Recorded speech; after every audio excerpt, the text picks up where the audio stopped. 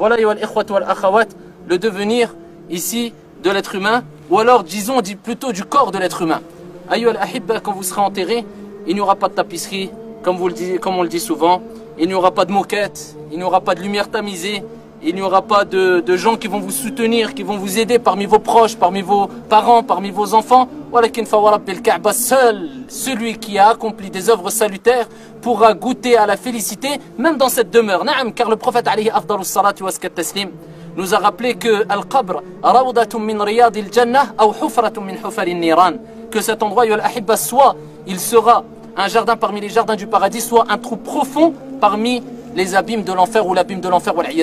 C'est pour ça, j'enjoins ma propre personne ainsi que mes frères et sœurs à ne pas s'attabler trop ou à ne pas s'accrocher trop à cette vie d'ici-bas en oubliant l'au-delà. C'est un message clair à tous ceux et celles qui ne cessent d'opprimer les frères et les sœurs, leurs frères et leurs sœurs, à tous ceux et celles qui ne cessent de faire du mal, de mentir à leur propre personne, aux musulmans, à Allah Azza wa Jal, à tous ceux et celles qui sont noyés par la vie d'ici-bas, particulièrement les jeunes par cet argent qui est éphémère, par les passions qui sont éphémères. Allah dit dans le Coran,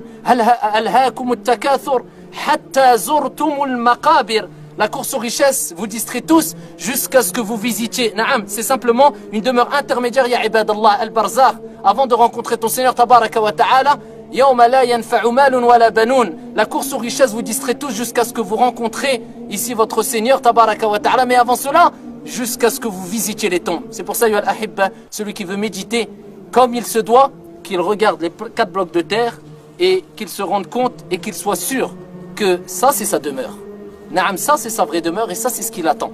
Donc à quoi bon courir après les belles demeures? À quoi bon courir après cette vie d'ici-bas? Je dis bien, tout en oubliant l'au-delà, alors que tu sais que ta dernière demeure c'est ça, c'est 4 blocs de terre, ya Abdallah. Donc si tu veux que ça soit un jardin parmi les jardins du paradis, œuvre ici-bas, ya Abdallah, comme il se doit. Détache-toi un minimum de cette vie d'ici-bas et crains Allah subhanahu wa ta'ala et fattaqu dhulm, et craignez l'injustice, car le prophète alayhi salatu wa sallam a dit inna dhulm dhulumatun yawm al-qiyamah. L'injustice est certes ténèbres au jour de la résurrection. Certes, ce trou, il est très étroit, il est étroit, il est assez serré, on se sent très serré dedans, walakin un peu plus serré que les autres. Pourquoi?